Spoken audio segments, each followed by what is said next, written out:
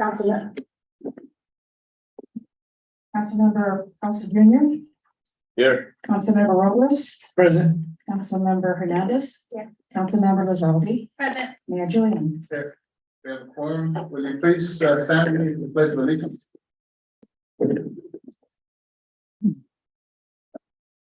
Ready? Begin.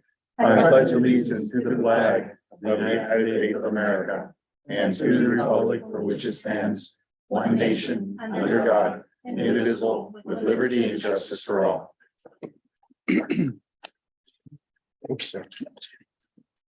Thank you. Our next item is a moment of thanks, appreciation, and condolences, and I believe, does anybody want to mention?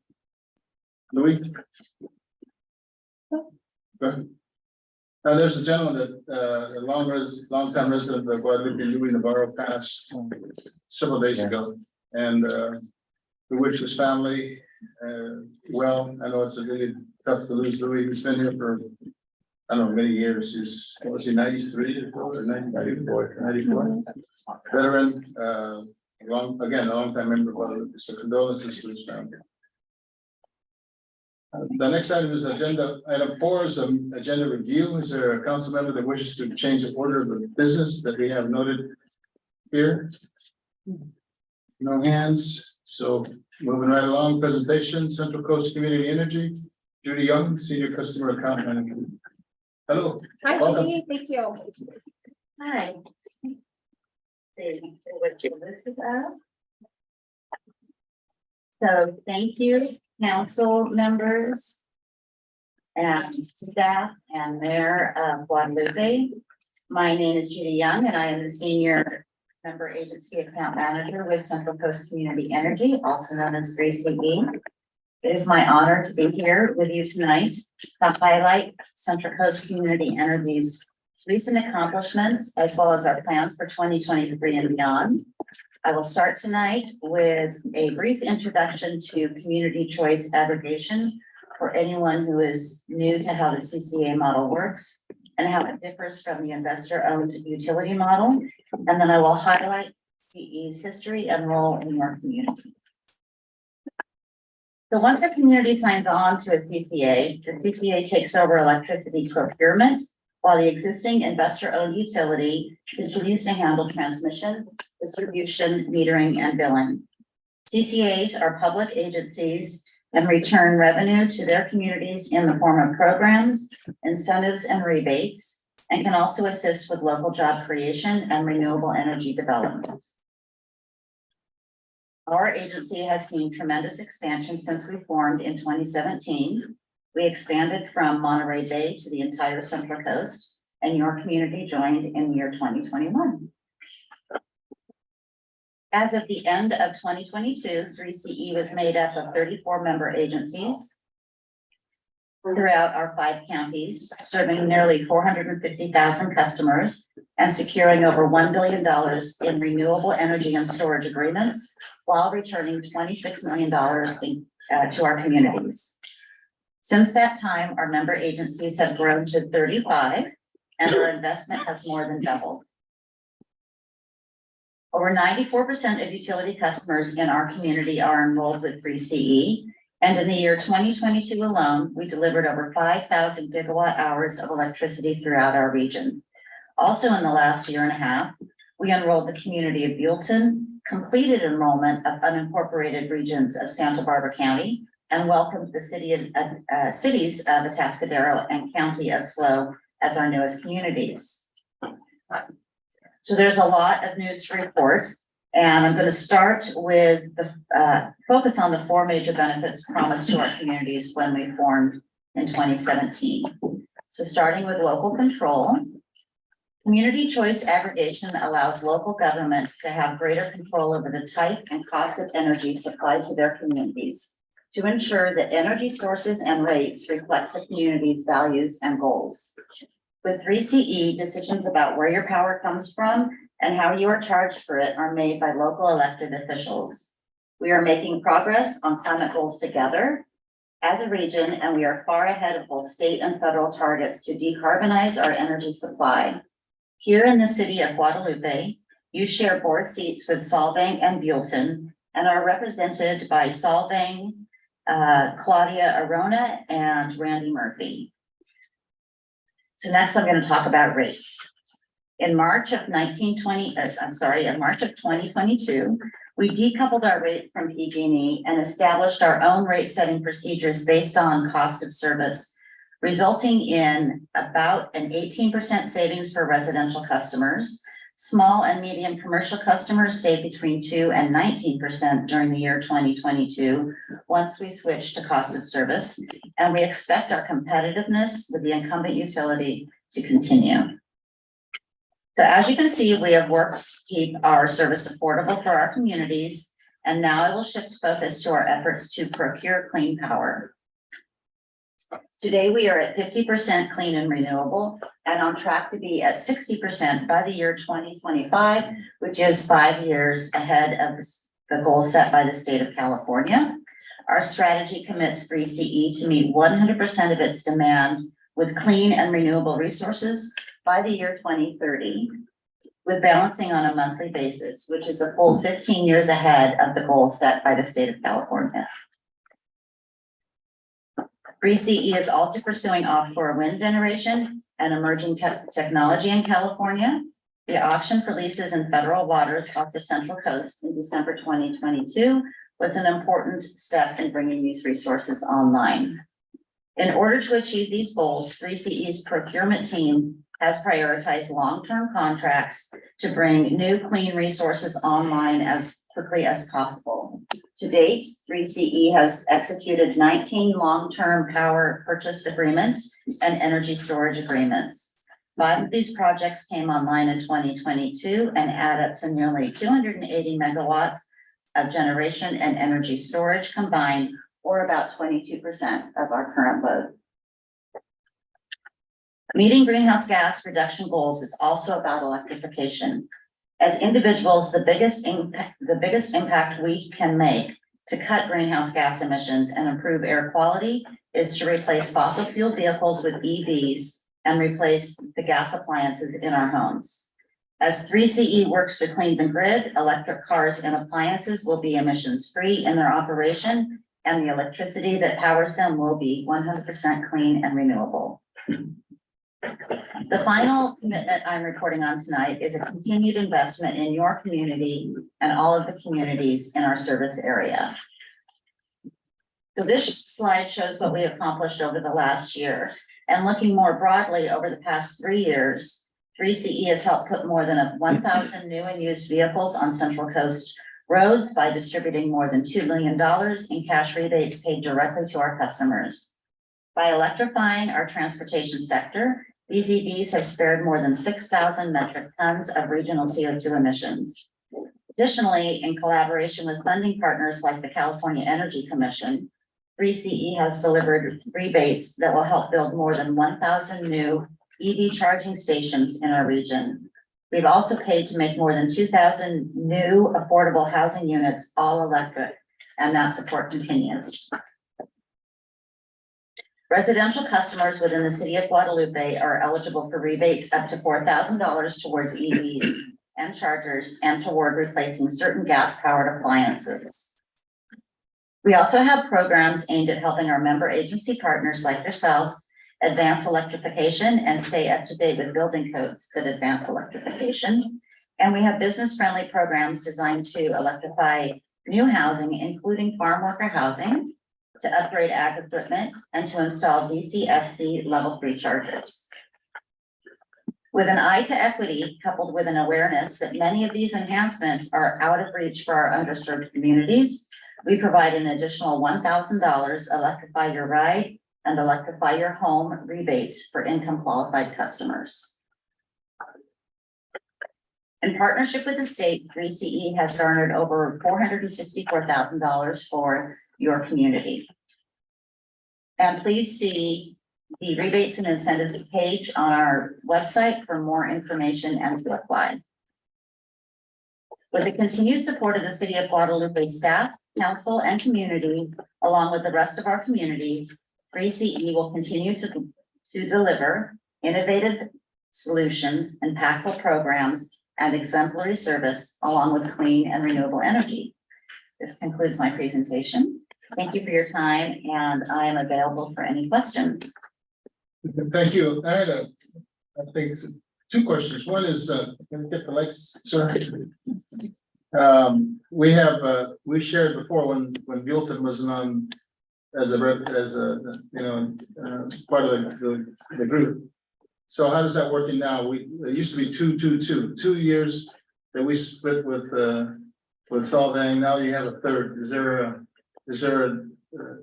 It's up to the communities to determine how they're Okay. going to rotate, and what their schedule will be. okay, that'll work, because Yeah. what we have is the ability to participate in the functions and the voting portion of it. That's actually a really big part of our value proposition Right. is that our local community, we are governed by our boards, which Right. is made up of our elected officials. Another comment is that one of the county supervisor Williams, Das Williams is a regular participant. And he actually, along with the services you all provide, brings in a lot of information regarding what's available for working with area pollution control district. Yeah. And what provision of switching out even diesel powered boats to electricity. So that's really good. Another question, and when we first started going with this, there was or before we even approved it, there was concern that they have a period of time where a person can drop out. Right. Do you have any experiences with that in terms of the Guadalupe area, or just what's the percentage of people opting out for? Overall, the presentation said 94% are Okay, enrolled with 3CE. Right, It's actually, that's because the presentation is for through the end of the last year. okay, We're actually up to 95% now. Okay. I'm not sure what the city of Guadalupe is, but I have the information back at my desk that's and fine, yeah. I can let you know, and you're somewhere in that I area. don't think it's very high. I think they want to stay with it, so. I had a question. Sure. I toured, and I think Christine, we toured different times, the Diablo nuclear plant. Mhm. And I know that powers up a lot of California, and it was gonna be decommissioned, and then it was extended. Mhm. And one of the reasons I think they said is because they thought that the clean wasn't is where it should be now, so they wanted to extend it a little longer. You know much about that? I think they want to keep it open a little longer. It is, as far as I know, it is going to stay open longer. I'm not sure exactly what the year is that it will be decommissioned this time. I do know that the, communities have kind of done an about face about their approach on nuclear power because of the need for clean power. That is a PG&E owned facility. Right. So it's not, we can't provide Right. nuclear, we can't buy power from them. It's not considered a renewable. Right. So we couldn't purchase it anyway because our board directs us to purchase clean and renewable and only new projects. So we are not buying, entering into purchase agreements for existing projects. We are investing to increase the capacity of the grid. Okay, any other questions of? Just so I'm looking at the map in terms of the power source map. Is this all the projects that have been completed are up and running, or are these also sort of in process? You will see some of them have notes that say that Yeah, they under are under development. development. I can tell you Yellow Pine, Clark County, Nevada, has come online since this map was created. Okay. Since the But it's pretty presentation was current. created. And so a lot of them are online, and some are still under development. And we have some new ones in the works now that maybe aren't signed yet, but that we're working on. Okay, so there's changes coming. Okay, Yeah. great. And this is an annual presentation, so I will come back next year and tell you what we've added. Okay, well, thank you for your time and your presentation. Oh, Your thank information. you. Thank you so much. Thank you. There's a, Yes, we have Yeah. information. All right. The next item is item 6, community participation. I have one so far from Mr. George Alvarez.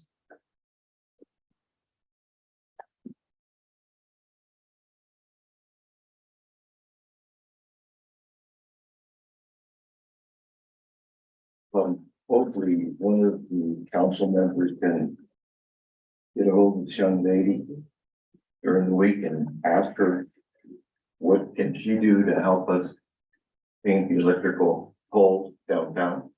Because we had an agreement with PG&E and they helped us at one time.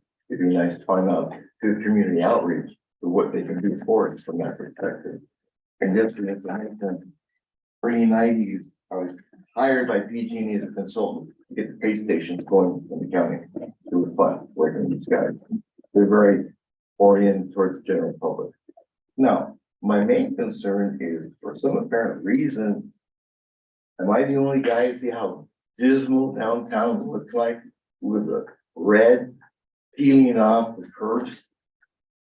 It's embarrassing. We have a beautiful town that is just neglected in basic red line, even though the community doesn't respect the fire department parks on red lines and blocks away. People park in front of the hydrants, but it'd be nice for the aesthetic value that the city looks clean and nice. We're too small of a city not to have that from that perspective. I have some sad news. The little virgin down here in there, Guadalupe cat was vandalized. Someone tried to torch it on fire. Oh yeah, believe it or not, the little virgin right there, Main Street, the little kiosk thing we have. What they did, someone turned the fire on for the clothing and the candle, and they burned her face. All right, I brought to the attention of the police department. I hope they took the report. So it comes back to you guys, find out, we don't need this. We're highly percentage of Catholics in this community. It's that to me is a hate crime. All right. If it was Jewish, you would have the newspaper here, but it's a Catholic community. And we should, the people, whoever did this should hopefully find them and let them have from that perspective. I'm sure as hell he's not gonna make it to heaven. With that, have a good day. Thanks, sir. Thank you.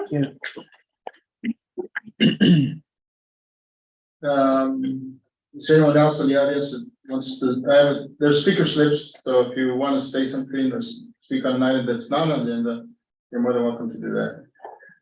So, seeing, let's see.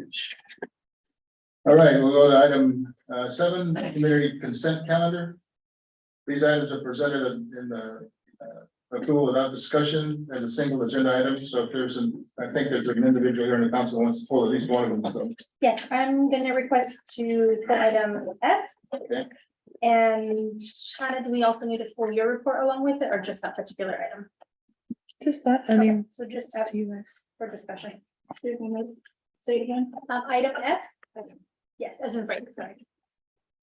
Is there a motion to approve the consent calendar? I make a motion to approve the consent. I'll second that. Any discussion? All those in favor of the motion say aye. Aye. All ayes. Item F, go ahead. So the reason I pulled it is, if we could please have Parks and Rec just, let us know what you're needing from our level in terms of providing direction. Yeah, so I just personally I'm not super familiar with the process of how to do this correctly. So I'm just wanting to remove one of the current Rec and Parks commissioners because he hasn't been attending any of the meetings. And after speaking with him, he's not going to be able to attend the meetings. So I was just looking more for direction on how to go about this, removing him and replacing him, and then how, in terms of like recruiting new people, how you would like me to go about that. Want to chime in? No, we need to get that mailed as soon as possible. Do we have past practice? Yeah, Yeah, we have channels. Yeah, what normally happens, Yeah. we submit a broadcast of an opening on the commission.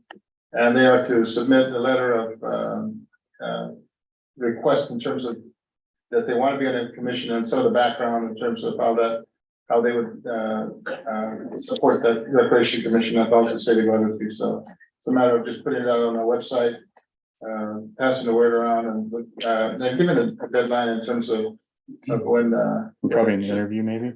Do you have a Interview. deadline that you would like? it needs to go to, I think if it go to your Probably doesn't have to go to commission, I could come here with your report, Okay, if there's a. I think 30 days. I'd say 30 days sounds Yeah. reasonable to me. Yeah. It's pretty standard. And I don't know that motion, if you need to be specific, Phil, in terms of who that may be, or just a general. No, okay. Fine. Direction. So then it sounds like we approve the removal of this individual. Sounds like it's mutual. Oh, I'm sorry.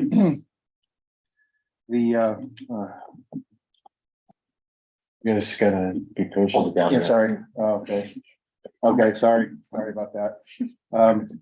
Okay. It was intended to be on the consent calendar for the motion, but it was pulled, so we'll need a motion to remove the commissioner. The direction, doesn't need to be part of that motion. It was given and accepted by Snell.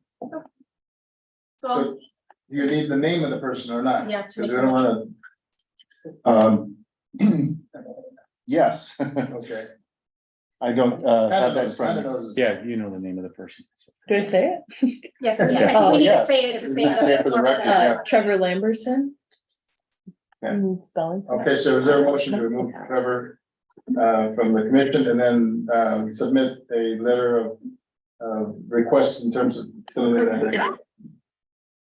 I'll motion to remove Parks and Rec Commissioner Trevor Lamberson and open up recruitment with a 30-day deadline. Is there a second?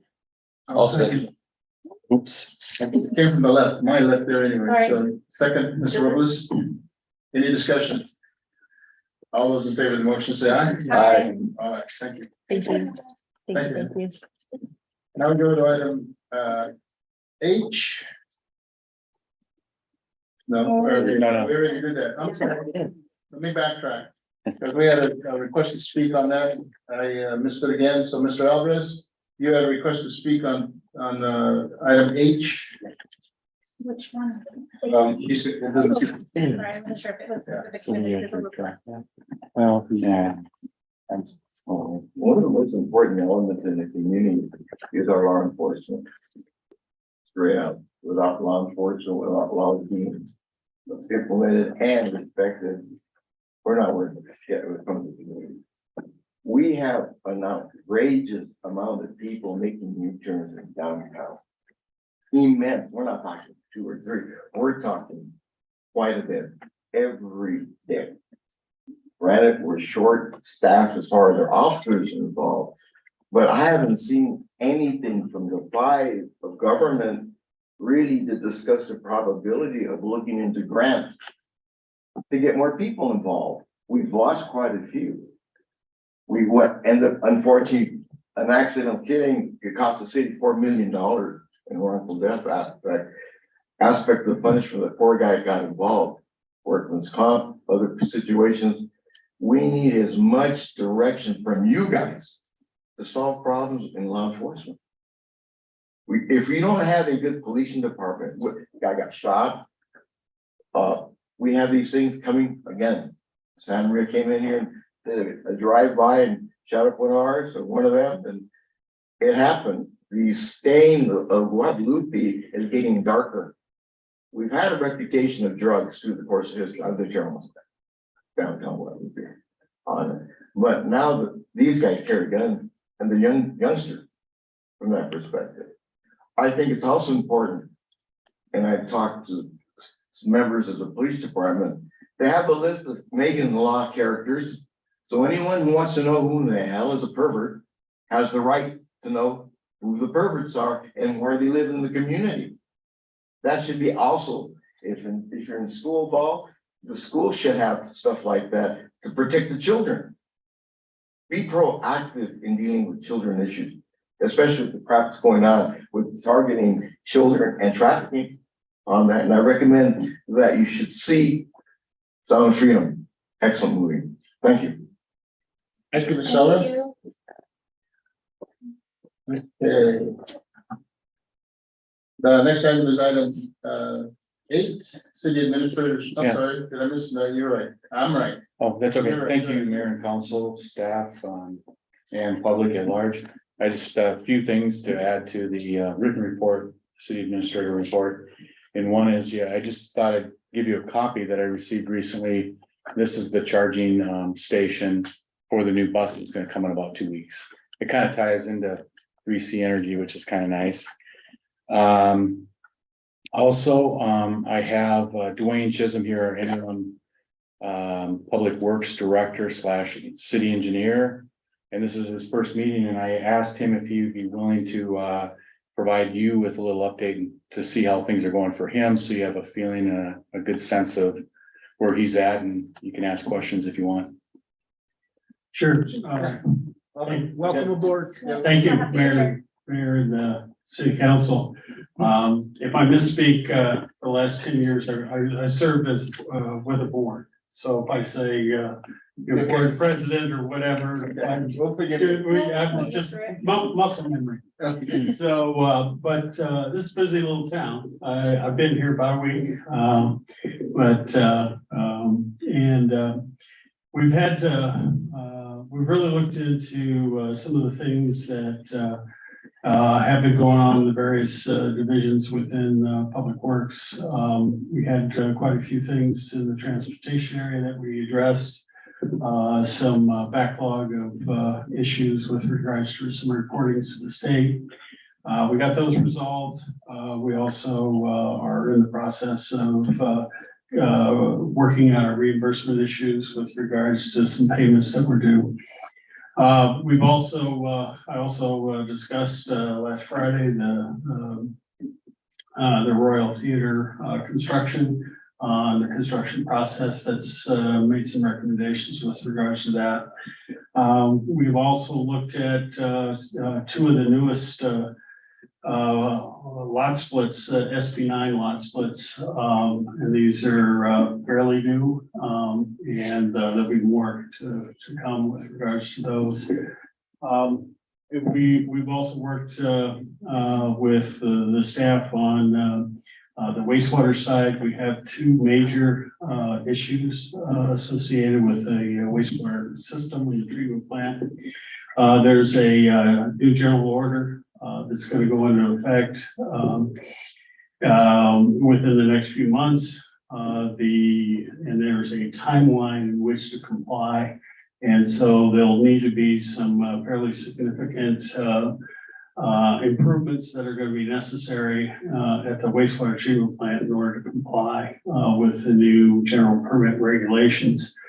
This is happening up and down all the coastal region. This new general permit was very, very strict discharge requirements on wastewater facilities. And did I move it? You're touching. Betsy, okay, all right, I won't touch it.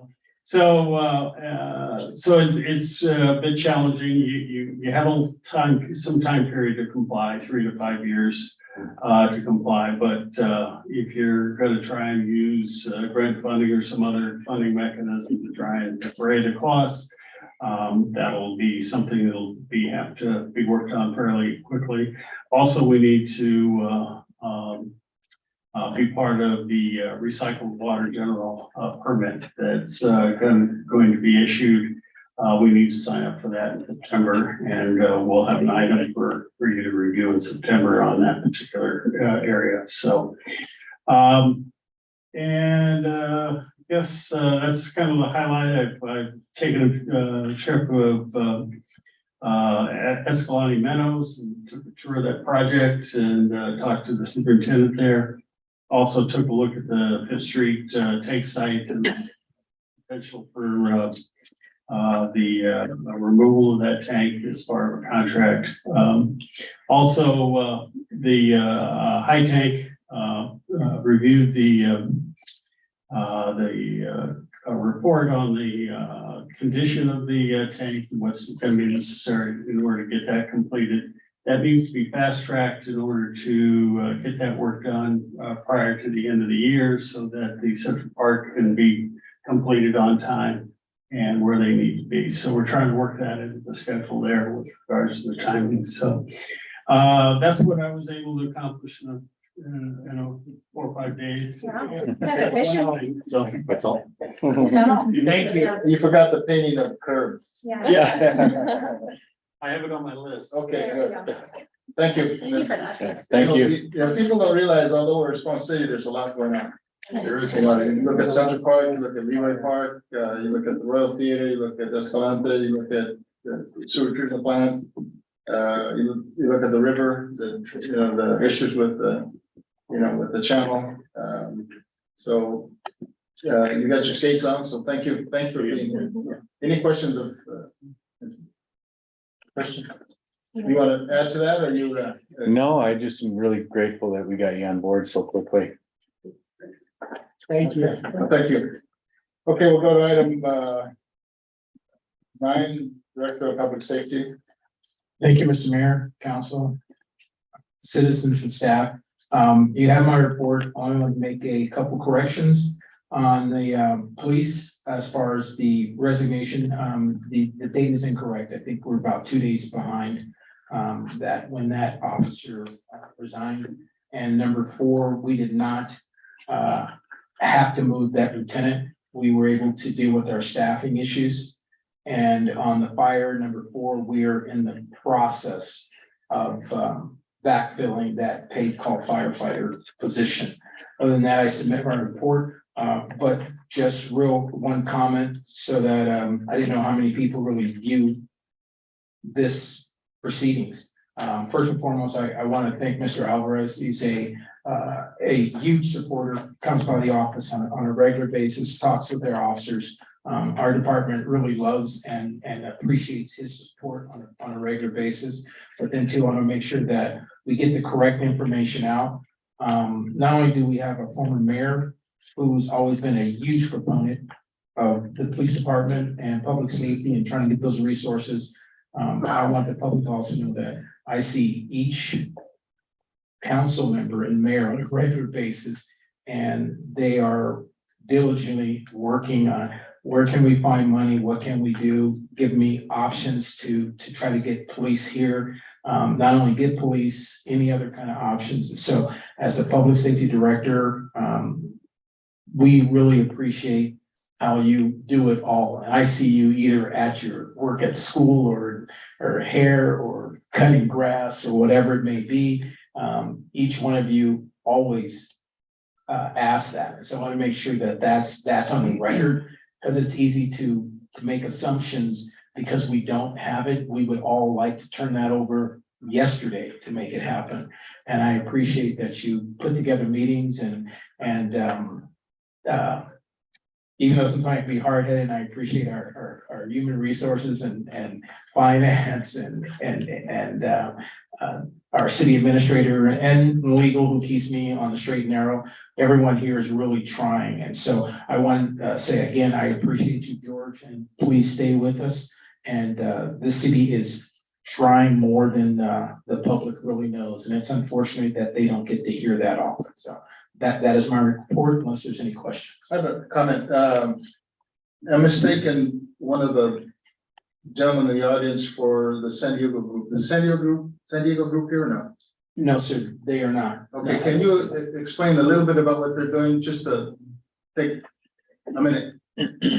We have a group from San Diego State University. They are here flying drones over the flooding area to see how they could assist with getting that river back in proper channels and looking at ways that hopefully the state, federal, and county governments could talk together to put together funds so that we could assist this. So we have community members who own the property and the city working side by side to get this information. And with Steve, I can't pronounce his last name. Lavanino.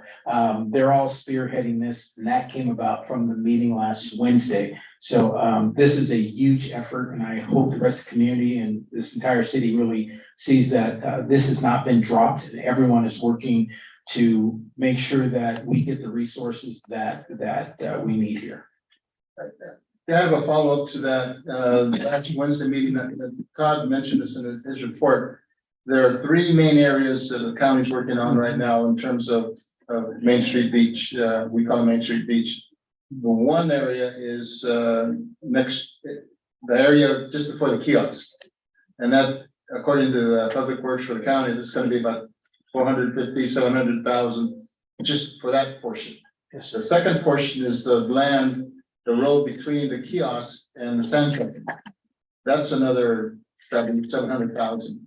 And then the third portion is the actual road over the dunes, which is basically wiped out. Yes. So you just have a, a sheer cliff. And so that's gonna take a ton, because that requires the rerouting of that road. And how do you get permission to reroute that road?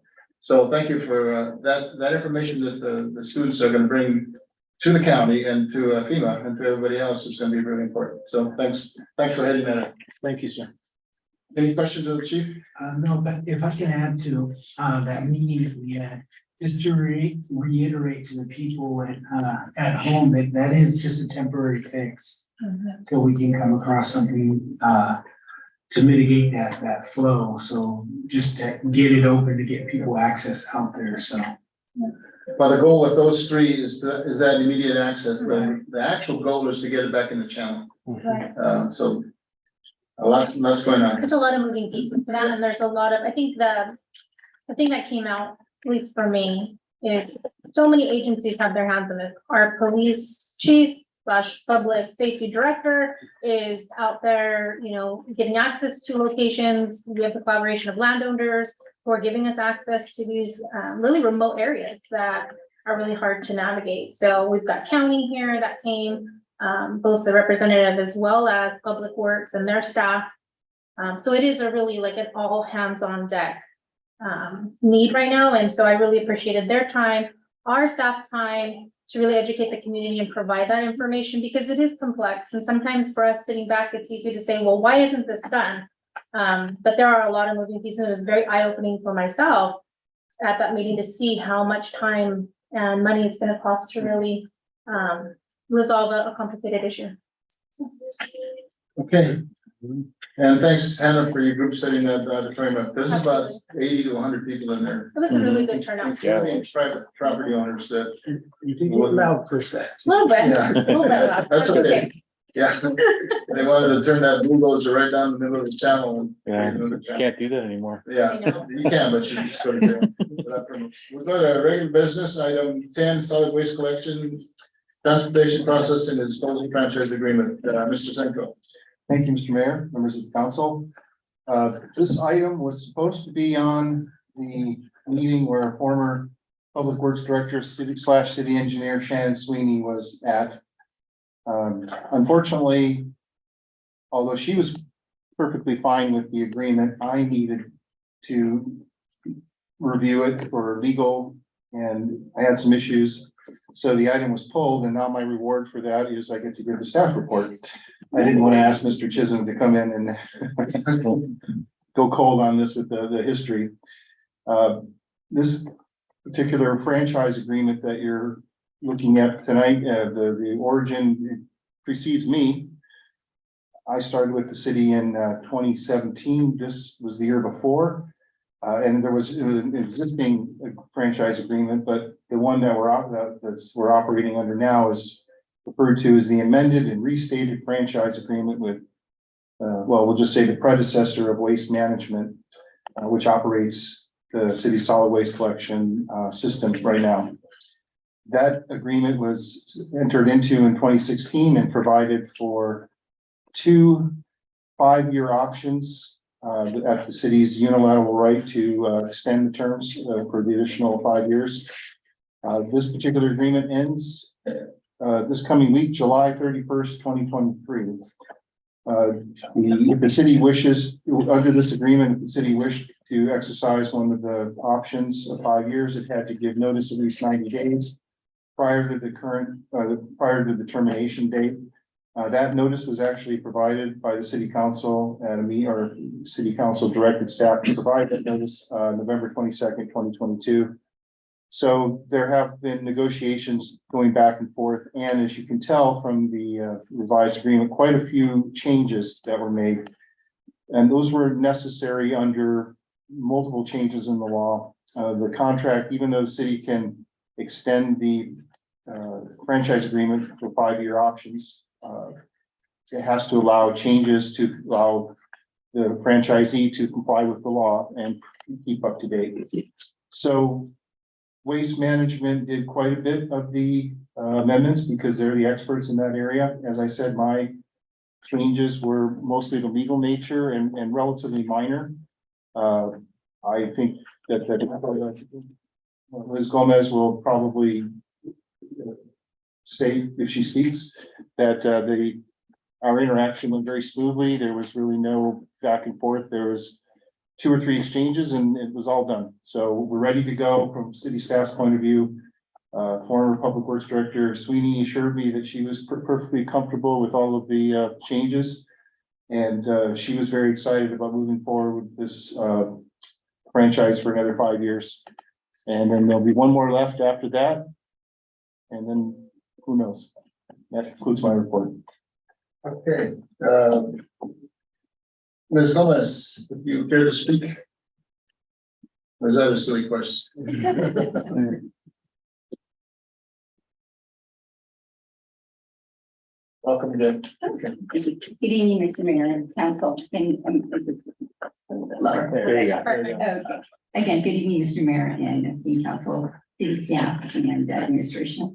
My name is Liz Gomez and I'm the Public Sector Manager for Waste Management.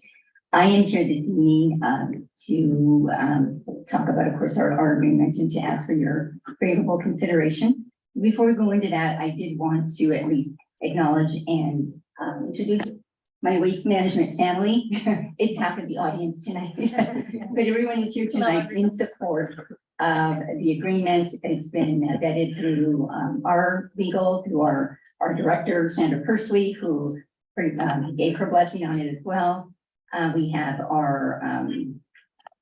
our district manager of operations, Stacy Walters, who is here, who oversees all of the fleet and making sure that operations are business as usual. I think we have our route managers as well. We have Justin and Josh, who are regional managers, who kind of oversee and help me with making sure that the amendments are up to date with state mandates that have occurred within the past couple of years. We did an ordinance with Shannon a couple of years ago to make sure the first step was taken. And since then, we've been working toward making sure all of the other requirements that the state is asking of the jurisdictions in regards to including organics and food waste collection, that is part of the agreement going forward.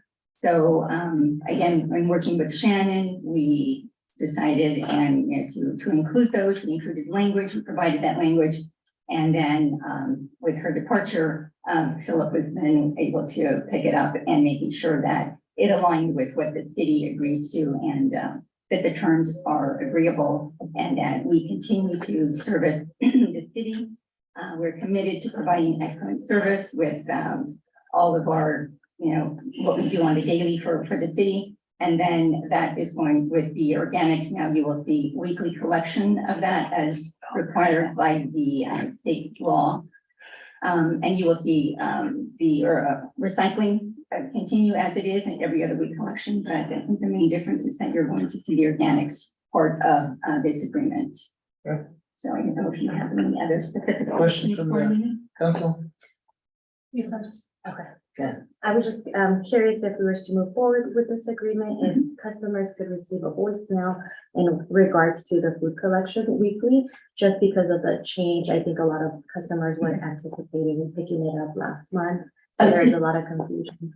Okay, so you're requesting that maybe we send out some sort of a Voicemail. a voice email blast of some sort. I'm sure we have capacity to do that with those numbers we have on file. But I mean, we will have a customer education campaign to let them know of the changes. And we anticipated it a little bit earlier and something kind of went out, but of course, then, we're waiting for this night to have it officially approved with what kind of delayed it a little. But absolutely, that is part of our campaign to let customers understand what the change is and how they can take advantage of, how they can use it to their satisfaction. I'm gonna piggyback right on what you said. Yeah, I think just to give a little background, our residents received a flyer saying it was gonna start, I think, July 1. Correct. And so there was a little bit of confusion. Yeah. And then I believe the language in that flyer stated that both recycle and organic waste was gonna be collected weekly. So given that it sounds like, and I read the contract as well, that it's gonna be weekly for the organic, it's gonna be every other week for the blue, I think, just having that information campaign, and it is stated in there that you are gonna do that, I just, I think I echo what Councilwoman Hernandez was saying, which is we just wanna make sure that that goes out promptly. And then my addition to that question would just be, after tonight, if this is approved, if we move forward, what would be the actual start date of the contract? It was a little gray in terms of when that would actually start. Right, so, in answering your question on if we can get information to clarify the weekly and then the every other week election, absolutely. Right. We do send out a voice, activated, message to our customers.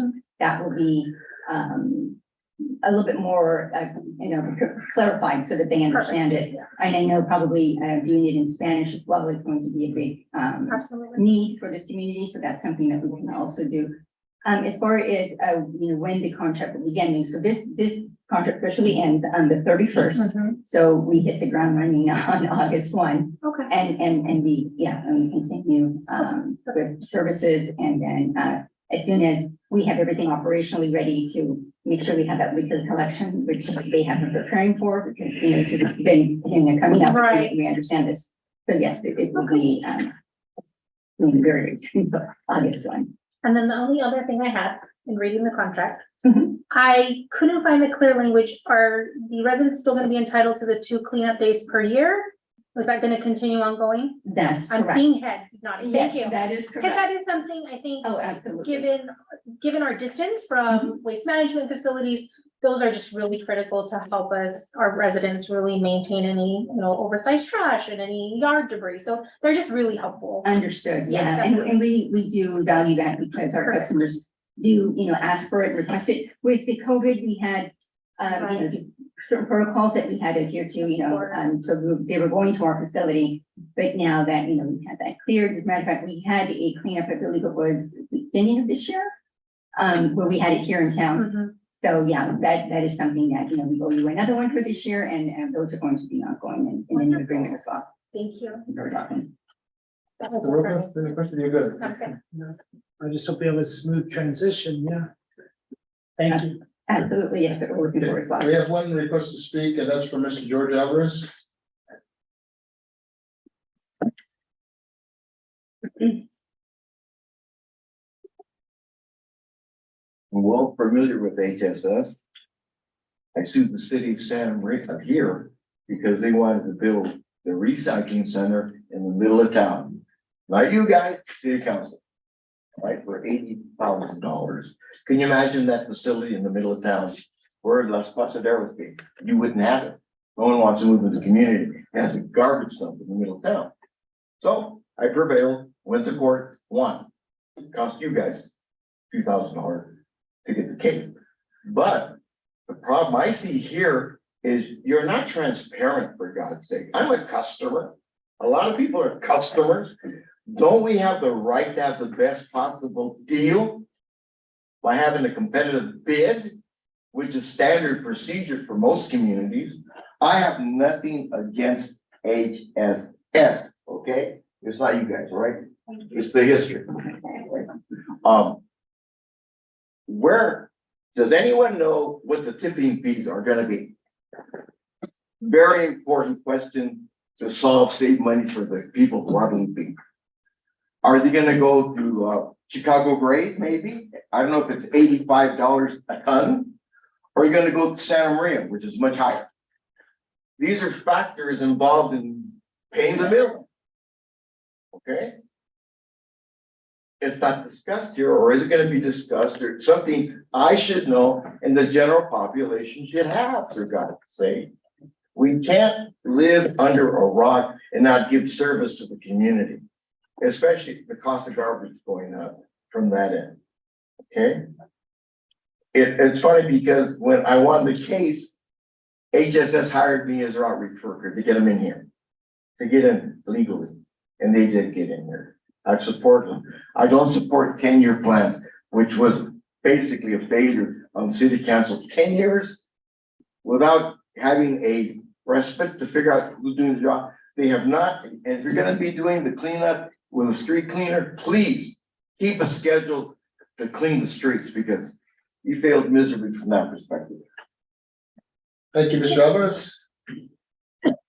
I have a couple comments.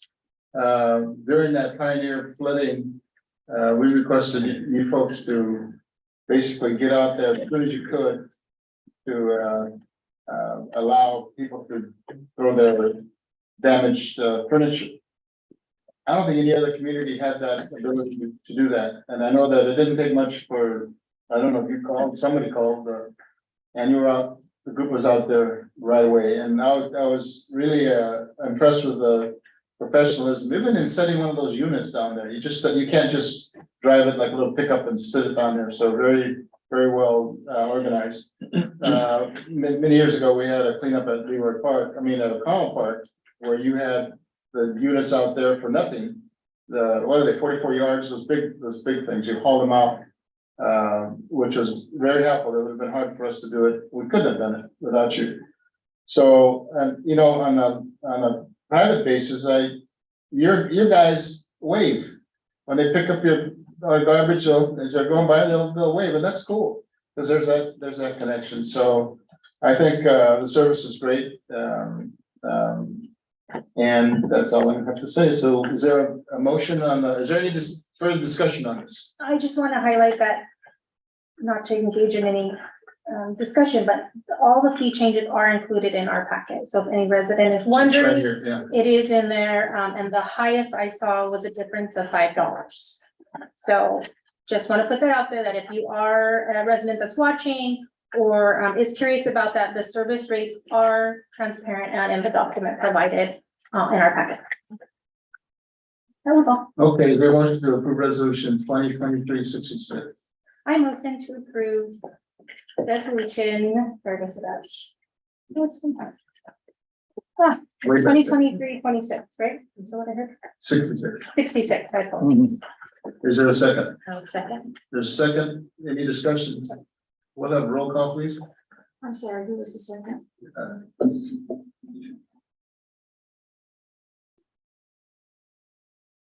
Councilmember Plessis Junior. Aye. Councilmember Robles, Aye. Councilmember Hernandez, Aye. Councilmember Lizaldi, Aye. Mayor Jillian. Aye, resolution passes. Thank you all. Thank you for being here, everyone. And they're waving now. Yeah. Thank you. Thank you. You're welcome. Clear room, huh? You can stay if you want, but. Right. Yeah. Thank you. Yeah, it's nice and hot in Fresno. They were asking for cookies. Well, we messed up. Next time, next time. That's right, that's There yours. you go. Thank you again. Thank you. All right, item 11 is sorry. revision of job description and classification of finance clerk, Denise.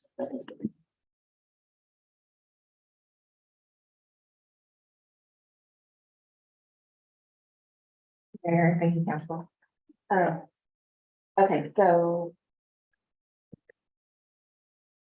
the revision, the revision of the job description and classification for finance clerk regular part-time, position for finance clerk regular full-time position in the finance department.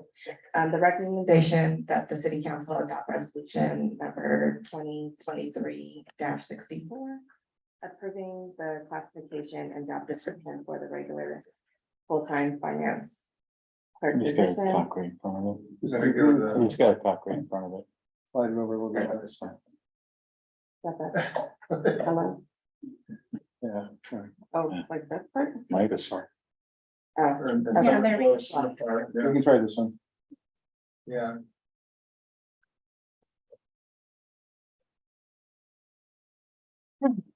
okay. The recommendation is to approve resolution 2023-64, approving the classification of job description for the regular full-time finance clerk position in the finance department and reclassification of current part-time finance clerk to the full-time finance clerk position. At the July 11th council meeting, the need of the city of Guadalupe's residents that the finance window be open until 5:30 p.m. was discussed which resulted in the city council specific direction to city staff to change the current finance window operations of 8:30 a.m. to 4 p.m. Monday through Thursday to operating hours of 9 a.m. to 5:30 p.m. Monday through Friday. The council also acknowledged that Guadalupe's population increased over the past 10 years, resulting in an increase in residents requiring services provided by the finance department, with a resulting need for increasing customer service. Current finance staff is limited to performing duties such that only one employee is able to do payroll, one employee is able to do accounts payable, and only one employee is able to handle water meter changes and issues. This is obviously an unsustainable situation and poses a need to cross-train staff, so there will be coverage during planned vacations. And more importantly, in case of an unplanned emergency day off, current staff has not allowed for the ability to adequately cross-train the finance department employees, so they are able to perform other employees' duties when necessary. These issues were discussed at the July 11th council meeting in connection with the request for funding for an additional limited part-time employee, 20 hours or less for the week. That would allow the finance department to keep the finance window open until 5:30 p.m. Given the situation and restraints governing current finance department staffing, the council was not supportive of this position for a number of reasons, including the fact that there needs to be at least 2 persons able to work until 5:30 p.m. In order to comply with financial best practices, and given the current staffing situation, this might not always be possible. Staff advised that the current regular part-time finance clerk was having to work more than 32 hours per week, and that staff was planning on asking council make this existing part-time 32-hour position a full-time position. There was support from the council for this, but also there was some support for adding another full-time finance clerk to enable cross-training between existing finance staff, as well as a way to keep the finance window open until 5:30 p.m. daily. Since this was not part of the subject matter for this agenda item, staff determined to make the request at a future meeting. Staff is making this request for an additional full-time finance clerk position as part of the fiscal year 2023-24 budget. That is also on the July 25th council agenda, but first the council is being asked to essentially eliminate the existing regular part-time 32-hour finance clerk position and revise the job description and classifications so that this is a regular full-time finance clerk position. Should the council do this, the current city employee servicing as a part-time regular finance clerk will be reclassified into the new full-time position. The discussion, while the city has implemented other ways for residents to pay besides coming to the finance department counter, about 55% come in and pay cash, with 40% paying online and 5% paying via call-in. The council expressed a strong desire that the finance department counter window be kept open until 5:30 p.m. Because in addition to the fact that the 55% of the city's customers use the counter to make payments, the council believed that many of these persons had a difficult time making their payments at the counter since the counter currently is closed at 4 p.m. Monday through Thursday. Focused attention on more and improved customer service has long been needed, while revising the job description and classification of the existing part-time regular finance clerk to a full-time position will not immediately make it possible for the city to keep the finance department window open until 5 p.m. It will currently help move in the direction that will also help the ability to cross-train between current personnel. Although it will be considered by the city council as part of the fiscal year 2023-2024 budget, an additional full-time clerk in addition to the full-time position that will be created if the council approves staff's request will make it possible to keep the counter open daily until 5:30 p.m. and will finally allow the opportunity to cross-train staff. The fiscal impact of the proposed salary range for the part-time finance clerk is SEIU, salary grade 153, with a minimum of $19.58 to a maximum of $26.24 per hour, for a 40-hour-a-week schedule. The annual cost with benefits would be approximately $62,705.88 compared to the existing annual cost for a 32 part-time position of $54,239. And then, yes, that's the impact to the general fund for this increase is limited, since 95% of the cost of this position is allocated to enterprise funds. Thank you. Any questions? I have questions. Okay, So I want to make sure I'm really understanding the language here. So you're stating in your report that even with making this person full-time, which, as you mentioned, we already discussed a need for, you're saying even with making this first person full-time, the window still doesn't have the opportunity to expand to that 5:30 slot, correct? Is that what I'm hearing? Correct. Even though there's a great need for it. Correct. And the last time we discussed this really hinged on staff's current schedules. Correct. So has there not been any movement on schedules to allow for it even to expand? Is there any sort of compromise or feedback? Because, and maybe we're built it directly, maybe that needs to be a question that's had somewhere else, not pertaining to this. It was part of the discussion. I just really want that clarified. Yeah, it was part of the discussion at the last meeting. Mainly this position, me asking it to be full-time was for cross-training specifically. Right. Not necessarily to keep the window open till 5:30. With the current staff, I wanted to see who might be available on certain days other than myself. And I had a Wednesday and Friday are the only days that they could possibly stay till 5:30. For sure, but outside of that, there's not like a guarantee that I would have somebody to stay till 5:30. So is this something that we need to put on the agenda? Is that specifically the opening of this window? Because I also don't want to cross hairs and get mixed up between this particular item that's before us and that need to have that window open more. We can discuss it while we're doing the budget, since the other position is in there, and that was the discussion for that additional staff. Okay. I did visit many cities this week, and I did see many of them did have a 9 to 5 opening for utilities, financing, and it was jam-packed in every office that I visited. I think Lompoc had one of our staff members, he's a city manager there now, and so I just was kind of asking, and it was also 9 to 5. Yeah, and I think we had obviously a cultural shift during the pandemic where we were really deterring public contact, and that was across departments and not just unique here. But I think if anything, your report really solidified that need. When I see that number of 55% of our accounts are paying some sort of cash or check, I just really feel like that sort of brought home that need is there. And our community just isn't in a place right now to rely on electronic payments.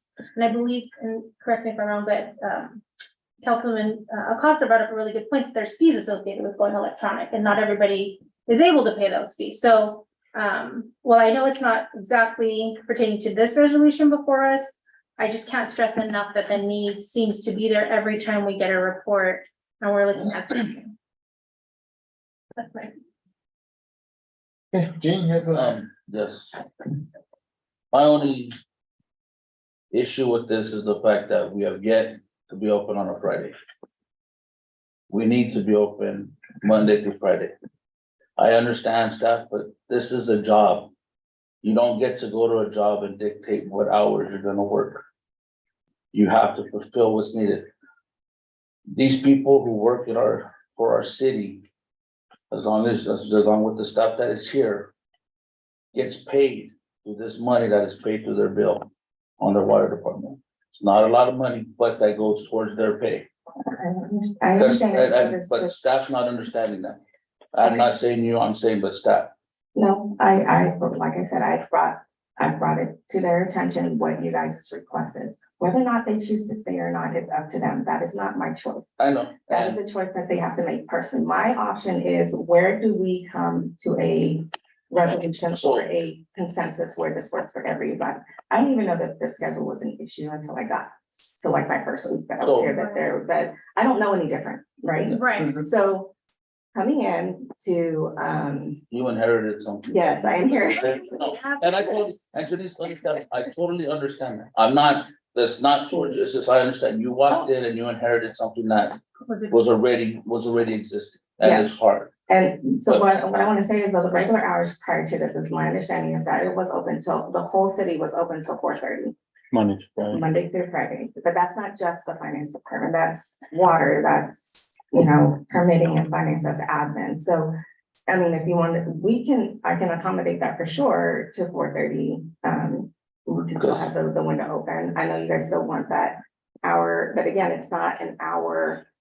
It's the hour for the window, but it's 6 o'clock for the people that are here, so that is pretty late for somebody to stay. And I'm not sure how many people this is going to affect, as far as like how many people we will get at the window at this time. We did propose maybe opening it earlier, probably catching those, people who come in through to drop off kids and, you know, prior to going to work, those type of things.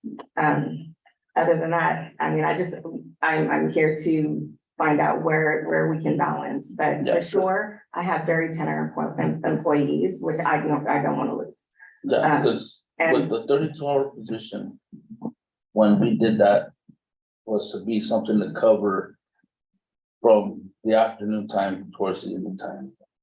I just find it Her hard. schedule, from what I was told, she got know. what her schedule was gonna be. Yeah, because it That was, she worked her life around that. Yeah. so for myself to say another full-time position in there for cross-training, I mean, how many staff do you have in there right now? I have 4, You have 4. 5 including myself. Okay.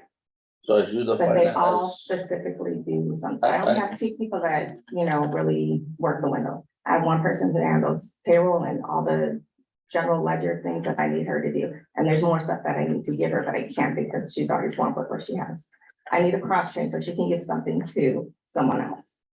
I have AP, all she does is AP. She ensures invoices, gets requests. They specifically do one task. And with somebody's out, I don't have anybody to cover to do something different. So God forbid, somebody's out for payroll. Who's gonna process payroll? You know, I need cross train. I understand, but as you being the finance director, someone's out, you should be able to handle that portion of it as being something you're able to do. Because when you're a manager, you should be able to do the function of every job that's in there. If someone's out, because you know what? Got a team member out, I gotta go and I gotta work the window. I agree. You know, and you know, for your accounts payable person, they should be able to, if someone's out to lunch to run the window, they should be able to come up and help during that time. And they do. She is the backup. She is the backup for that. My thing is for me, yes, I would love to learn everybody's job. At this time, it's impossible. I'm catching up, just backlog. Once I get free, once implementation is complete, I can start learning somebody else's job, but at the same time, I have stuff that I need to give up also. Because there's things that I really don't need to be focused on. That could be the job of the accounting manager. And then she has stuff that she doesn't really need to focus on. She can do that too.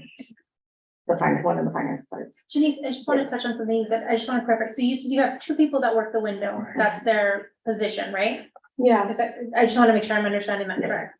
And so those 2 individuals, do they work a 980? Yeah.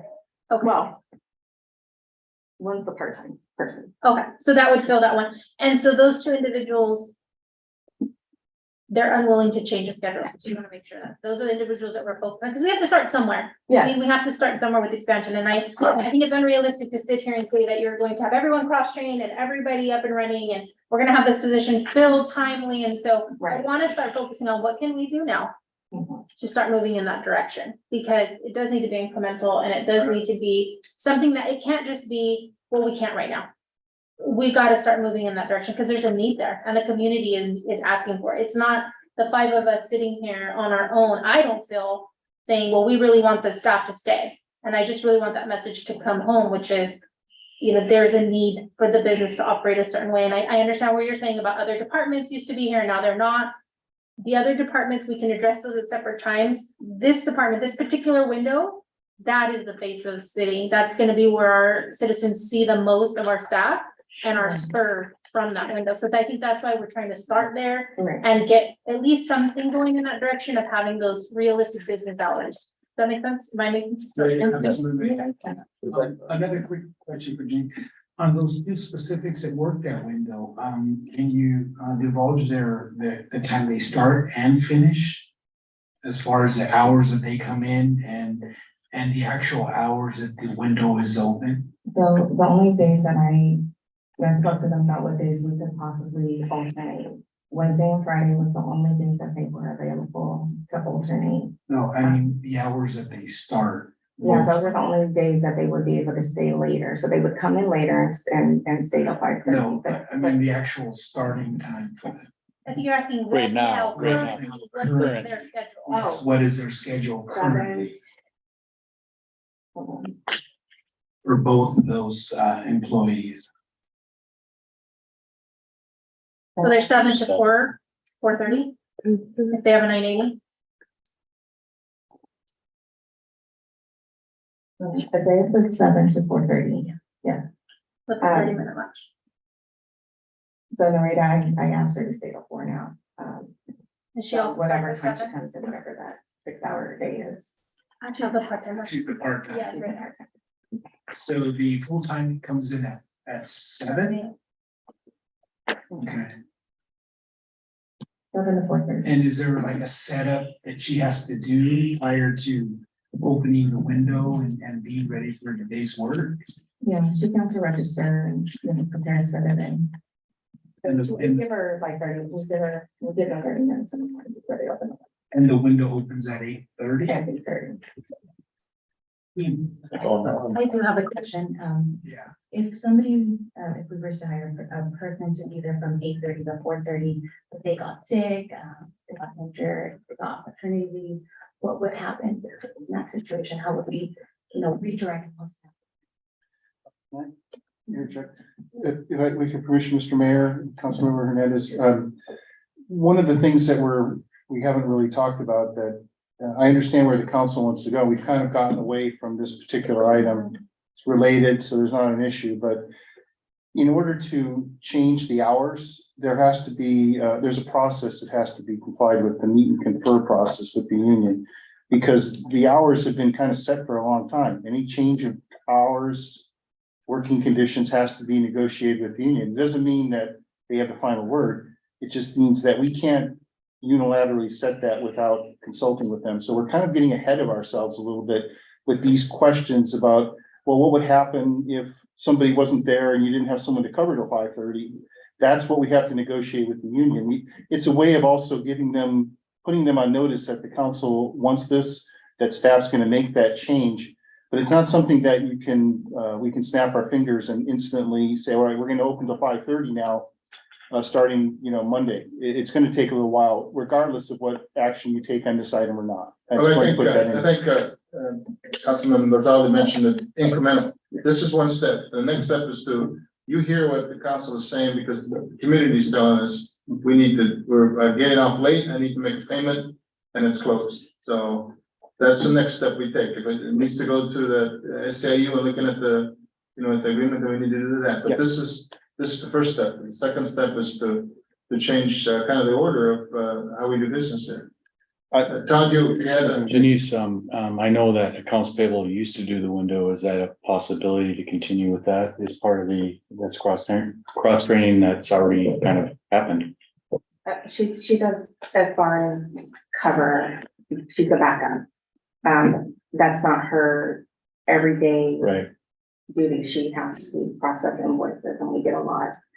She has to get follow up on the approvals and send out approvals and get the check run going. And there's a lot to the AP position that she cannot take on the window as a full-time portion, as well as the AP, but she does do backup. So if they're There's not some there, coverage there. yeah. Okay. Yeah. But I think, like I said, it's incremental. We need to move on this side if we want to. And then the next step is to actually look at the whole, our dynamics of how, is managed. And I think you hear what we're saying, is that there needs to be coverage. Regardless of, what people need, we need, and like, Councilman Costa mentioned, is that the money that we get from people is the money that supports those staff, so it's a double-edged sword. So, I just want to confirm, Mr. Mayor, that we heard you last meeting and before, and it's in the works. Like I said, I think Peg has already had an initial meet and confer on this, so we are moving in that Okay. direction. We just can't get ahead of ourselves, and that's why I spoke up. okay. Any other comments? Is there a motion to approve resolution 2023-64? I'll motion to approve resolution 2023-64. Is there a second?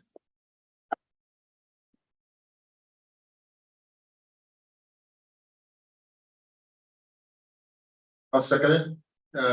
Any discussion? Roll call, please.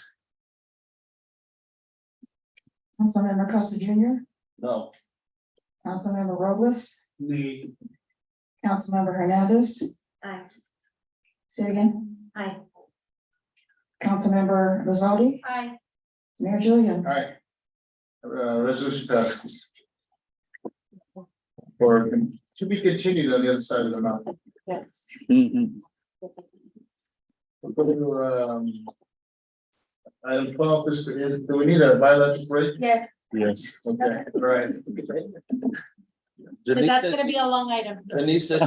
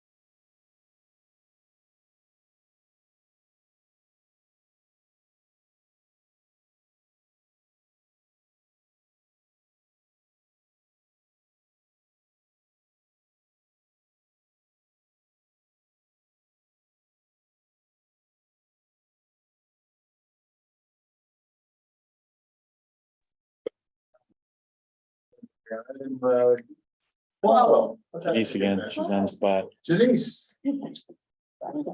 Well, Thank you, Mayor. you want? So thank you, Mayor. Thank you, council members.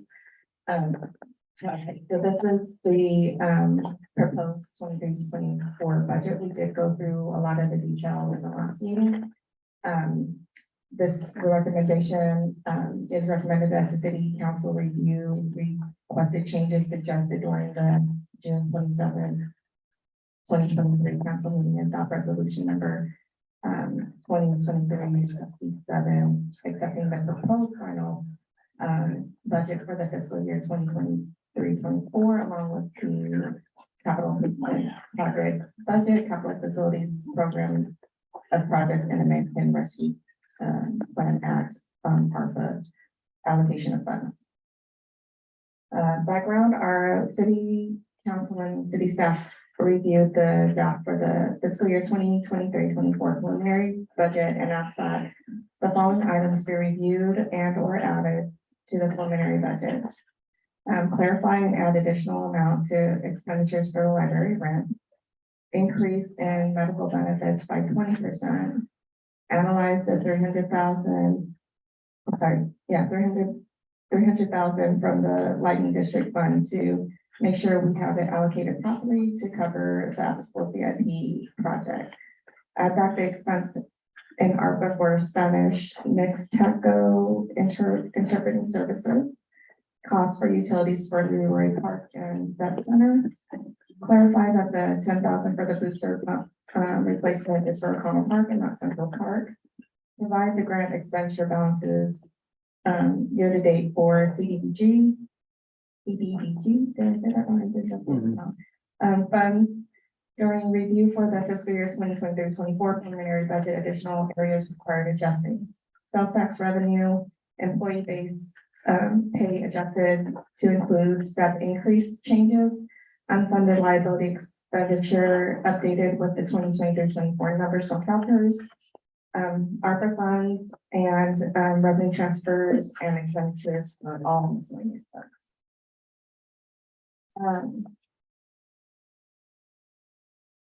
Okay, so the general fund summary for 2023-2024, the revised preliminary draft for the 2023-2024 budget includes revenues of $7,282,820. This is an increase of $303,507 from the previous $6,979,313 presented on June 25th, 2023.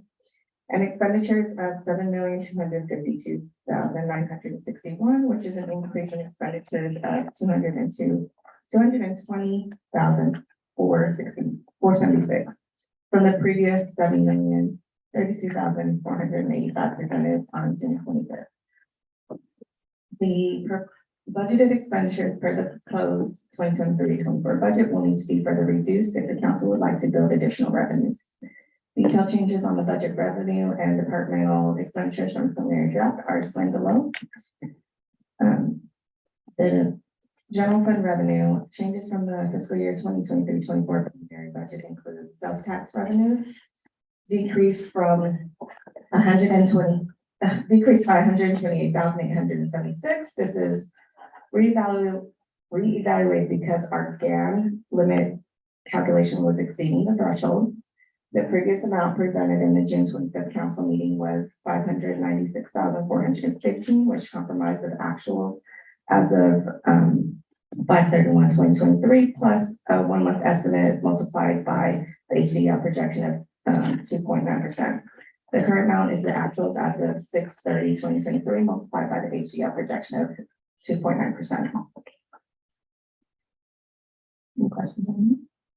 Transfers from ARPA increased by 244,942. Analysis of the calculation for the remainder were using the amount budgeted for the mid-year 2022-23, which did not include all amounts remaining prior to the budget. New calculations include the remaining amount at the end of fiscal year 2021-22 minus the actual spend through fiscal year 2022-23, resulting in the correct remaining amount to use through fiscal year 2023-24, Please note that the revised calculation now includes the expense in ARPA for Spanish next text interpretation services requested at the June 25th council meeting. Questions? Measure A decreased by 99,800 due to amount projected was carried over from the prior year 2022-23 budget. The amount transferred to the general fund is now based on the amount calculated for revenue and expenditures in Fund 71. Gas tax increased by 126,115 due to zero projected in the preliminary budget presented in 2023. The amount transferred to the general fund is now based on the amount calculated for revenues and expenditures in Fund 20. Lighting District Fund 65 was analyzed as asked by council during the June 25th, 2023 meeting, removing 300,000 from revenues as this amount are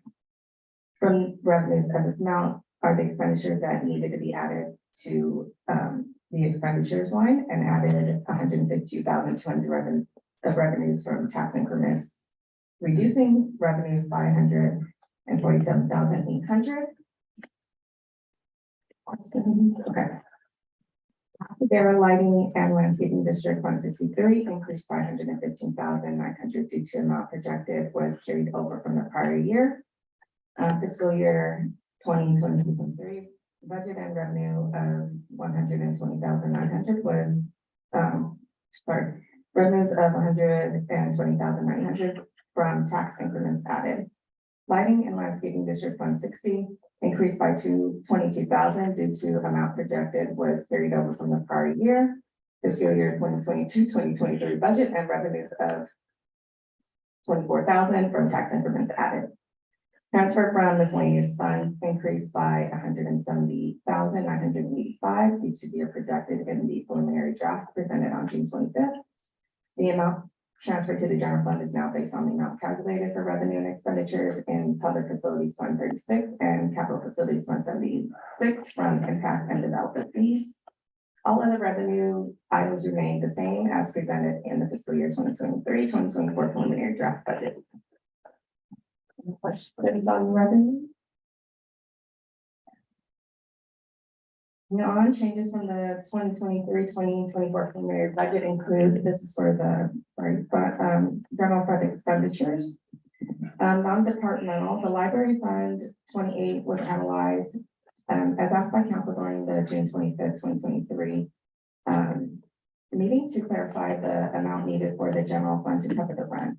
The total rent for the library will be 24,000. Santa Barbara County is funding 7,000. 5,000 was in the general fund under departmental interfund transfers. The amount added to the expenditure is increased of 12,000. I want to add, I don't know, can I add something, Bill? Yeah. I got an email. Can I? Yeah. Okay. I received a call today from the City of Santa Maria library director, and she stated that they actually get a tax refund. Let me just read what she stated here. So the lease set for the rent at 2,000 per month, which would be an annual total of 24,000. However, the library applies annually for a tax rebate from the county. As a property is solely used for a library, we deduct this rebate amount from our rent for 2 months, and the amount is figured annually into our budget allocations. With the rebate considered, our total annual allocation request for rent for the city of Guadalupe is 22,000, with the 7,000 toward rent provided by the county. This leaves a balance at 15,000. So this would bring back an additional 2,000 to the budget.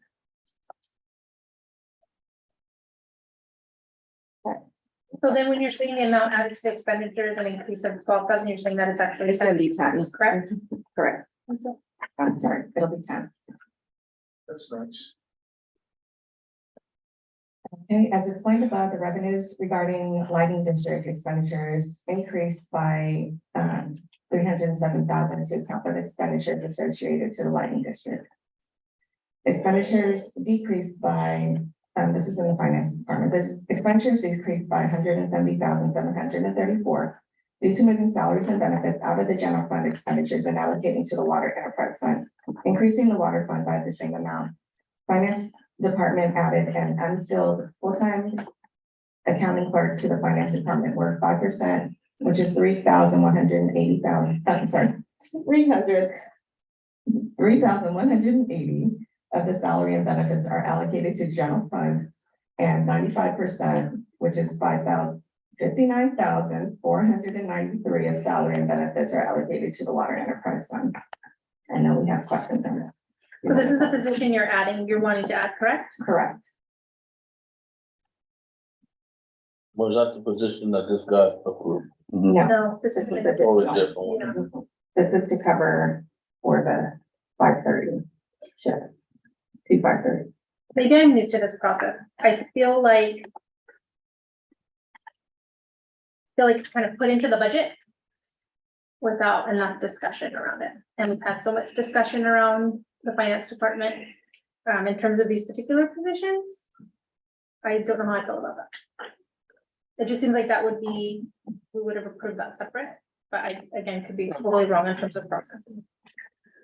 Councilmember Rizal, if I may, this item only is, staff had no intention of asking for another full-time financial clerk as part of this budget process until the last meeting, when there was this discussion, and then there was, my recollection, some support expressed on the council. I won't say a majority, but I'll say some support was expressed for the possibility of a full-time position. Janice actually brought the two as one item. And I said, I don't think that's wise because they're two separate They're actions. separate, yeah. So I suggested that she put it in the budget, because otherwise, I mean, if this was happening in September, when it wasn't near the budget, Right. we would have had one staff report with two resolutions. Mhm. Excuse me, talking. Oh, sorry. So, yeah, I keep going like this and I can't see her. But because the budget was happening, I suggested that it be included in this. Now, if I don't want her getting in trouble for that. That was my call and my suggestion. So if you have an issue with that, I apologize. But that was why it wasn't part of the previous budget discussions, because it only came up at the last meeting. And that was my recommendation to add it to this. If it should have been brought as a separate item, separate from the budget, I apologize. And also it can still happen that way. It doesn't have to take place tonight if you need more time to think about it. Okay, and I appreciate that explanation of how things, because I think that's reasonable, right? I think the thought process is there and I get it. I just think because it wasn't a unanimous, we weren't unanimously clear on what direction we wanted to go. I do think it probably, for me personally, how I would have looked at it, I would have liked to have seen it separated. Even though we're already in process, even though we're already there, Well, that's a preference. If I could be there's, wrong. if there's others on the council that feel that way, it certainly can happen and we'll. We can just move that from the budget right now and bring that as a separate item later if that's the will of the council. Well, my feeling is that, 95% of it is included, it's covered by the enterprise funds. And we're talking about the need, I believe there's a need for other staff.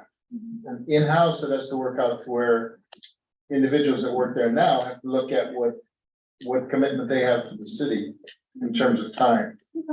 So I don't have any problem leaving that there with the understanding that we're gonna be working on on the staffing and the incremental side that we talked about. In a sense, it's kind of a plug. Yes, absolutely. plug item. I'm sorry. Absolutely. And like I said, it doesn't matter to staff how you want to, if you're comfortable moving forward as the way we're doing it as part of this budget, fine. If you would rather it be brought another day separate, fine. We'll go either way, but we just need to have 3 votes one way or the other, okay? I mean, you could look at it in terms of, as a budget item, that doesn't necessarily mean you have to move forward with it if you budget it now. Right. But Continue. Thank you. Okay, Parks and Recreation, the professional services account was required to be clarified by council during the June 25th, 2023 meeting. After speaking with staff, the 10,000 expenditure is for the home for booster pump replacement and not Central Park as stated in the fiscal year 2023-24 preliminary budget on June 25th. Personnel rate changes, step increases, increased personnel expenditures in the general fund by 41,215. The enterprise fund by 11,811. Fund 79 by 173. Fund 79 is the Royal Theater, just so you know. Fund 23 is transit, by 375. Fund 60, Guadalupe Assessment District by 187, and Fund 63, Passenger Lighting and Landscaping District by 187,000. I'm sorry, 187, I cannot speak tonight. Medical expenses increased 20% increased personal expenditures in the general fund by 45,679.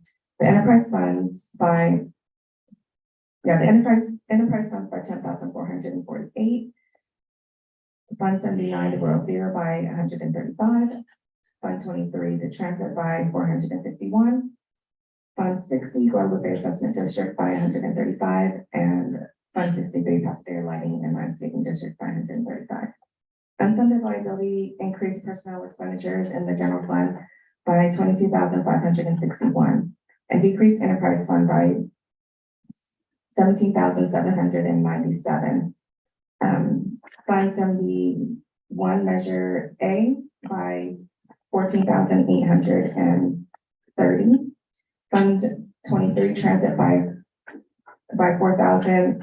So this is still a decrease, sorry guys. Decreased Fund 23, transit by 4,883 due to a department head that was in classic 1169, no longer employed by the city, is why those decreased in those areas. All of the revenue items remain the same. And expenditure items remain the same as presented in the fiscal year 2023-24 budget draft.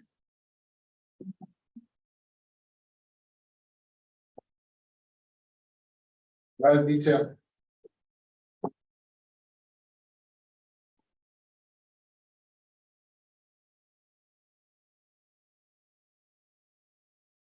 I had it's a minor issue back on one of the very last pages.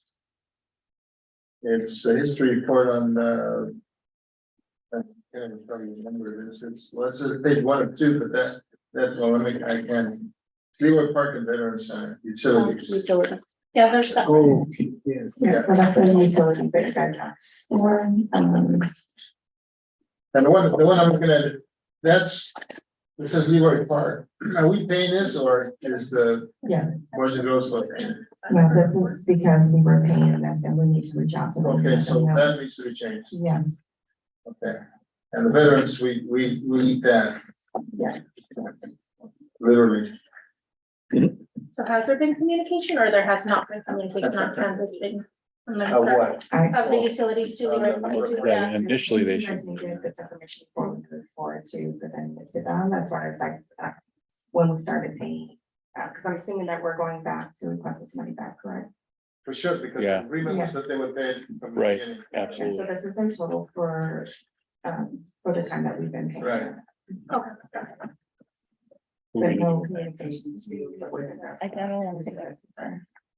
Yeah, no, I'll help you. That has to We'll be work sent on out. Let me write it. What's that? Oh, Who's gonna communicate? let me. No, we are, yeah. Okay, you too. Yeah. So was this, and it probably wasn't there, so these adjustments were incorporated in, or are we still operating under the budget that we're still covering those expenses? What were the projections We're still coming. in your budget? So that could really change. When the actual comes out, it could be, it shouldn't be It less. should, well, it should. Yeah, it shall It be. should reflect that. Yeah. It is, yeah. So I was gonna have. Little chart. What's that? I'm sorry. From nonprofit individuals and business in general. Just that, Oh, just that. yeah, they pay everything. They janitorial, that's why this came up, they're supposed to pay that. It does make sense to me. Any questions? There's Too easy. certain things that I know they took over. There's tricksters. Yeah, I think the only thing out of this that I feel is that one position on the full-time person. So I personally don't have any problems moving forward with that, as long as the word is out that we need to look at how we're serving the public in terms of hours, so. Any questions at all from, these? Do we need direction on the library? I know you listed it down as something that needed to be discussed, it was already analyzed, given the changes that were in there. The library? Right, I think the adjustments were made already. yeah, that was where, Because you just, I just got the. she just got it too, so that'll be adjusted in the. all right. And it'll increase the revenue. Well, that might By work. One area we're definitely gonna look at is our IT. So I think there's a way we can, I mean, Yeah. we should keep it as is, but we're gonna look to maybe bring it in-house. Yeah. So just to let you know, be a lot cheaper. And the goal, I know per the audits, it says, the goal is to have the 2 months of revenue or expenditures, and we're obviously not there yet. Are we able to meet an incremental goal of adding to that fund, or are we still not there yet? Based on the numbers. So I still need to close out the year. Once I do that, I can see if we came out ahead this past year. Once that happens, that whatever extra will go to the reserve. But whether or not I can budget for it, Okay. specifically, just because we're already budgeted, we're at the months. Right. Anything extra that goes to the fund that I also, everybody has to stay on budget so that we don't go under. Of course, yeah. Okay, perfect. Although this is just a budget, it's not, it's, if you approve it tonight, it's approving an unbalanced budget, meaning, but it's to the good. So that extra, if it works out, all Works out, things, would yeah, build that would that go, difference. that would build up the reserve fund. And on the cannabis, there's no budget in here at all in terms of revenue. Very minor. That's gonna come in, Yeah, yeah, that but would make- we just were thought to be conservative on that, Exactly. just you never know, Yeah. yeah. I'd rather err on the side of caution, I guess, Yeah. because it's not actually there. It could be a great thing, but it won't be the golden goose as we always say. Well, even the manufacturing. Hey, are you throwing those around or? I just run spitballs. We were saying, we're trying to help out with the budget. Start passing that around. You look more than that. It's reverse typical thing. $1 turns into 7. Okay, what's the wish of the When you council? spend $1. We have a resolution that's requested. It's resolution number 2367, accepting the proposed final budget for fiscal year 2023-24. Is there a motion to that, along with the capital improvement project, budget capital facilities program, the budgets, and American Rescue Plan Act allocation funds? I motion to adopt resolution number 2023-67. Halt. Nope. I'm sorry, there was changes made from the published budget here, right? That's what I was asking Denise. Yeah, so that's all that was listed in To the staff report. Okay, so there's nothing You mean that that's was 12 to changed 10? tonight, you said about the Other than the library. library. Okay, well, that's important. Okay, so we need the resolution to be adopted, but with the change regarding the library. Sorry, The library. yes, thank you. Do you need me to repeat it? Yes. Sure. I motion to adopt resolution number 2023-67 with the changes as discussed pertaining to the library fund. Is there a second? My second. Any discussion? Roll call, please. Councilmember Costa Junior, Aye. Councilmember Robles. Aye. Councilmember Hernandez. Aye. Councilmember Bazaldi, All right. Mayor Julian. Aye, resolution passes. Thank you. Fast, Denise. I wouldn't be able to sleep. Just like. So is that why you've been here on the weekends? She's here all the time. What do you need? You just parked the car. And then she Ubers with somebody else. And then she like. And then she just makes it. Anybody want, any addition to future agenda items? I have, oops, sorry. I have two. I just emailed one to tell her, so I might as well tell you. I think it's time for an update on the 866 Guadalupe Street Code Yes. compliance case that was supposed to have been before you before and just didn't get there. Do you have something to say about that? Yeah, no, Okay. I'm gonna wait. So I'll inquire and get you an update. It may just be information only if there's nothing really, it depends on what's going on. We did lose our building official around that time, so I don't know where they are in plan check, but I'll update you and then Councilmember Lozaldi, you should be up on this, the proposed amendment to the CCWA JPA agreement. Oh, yes, it's that. So it's time to bring that forward. So I'll bring that, that'll be an item for the council for next meeting. That's all. Thank you. Thank you. Is there any interest in the Governor Newsom's bill allowing increases for city council salaries? We'll talk about that in 12 months. Oh, that's right, yeah, okay. Well, we'll put it on future. I see that there's a future. That there's a future agenda item for fee schedule. Can I clarify that is also including the boys and girls club rental, or if I can prove that they're not renting it at all? That's a 10-year. But they don't rent it out to individuals. No, there's a process Oh. to where there's a communication with Hannah. If they rent it out, there's discussion in terms of. I had a Set of fee schedule. inquires and so that they aren't allowed to rent it. So I was just curious if it's The safer thing.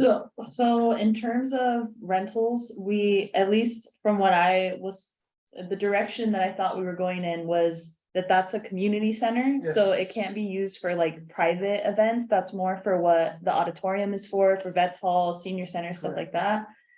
So we have gotten a lot of people asking to do like quinceañeras and birthday parties, and that's just not what it's for. It's more if there's an existing organization that wants to throw a community event and they need a space, that's more what it's geared towards.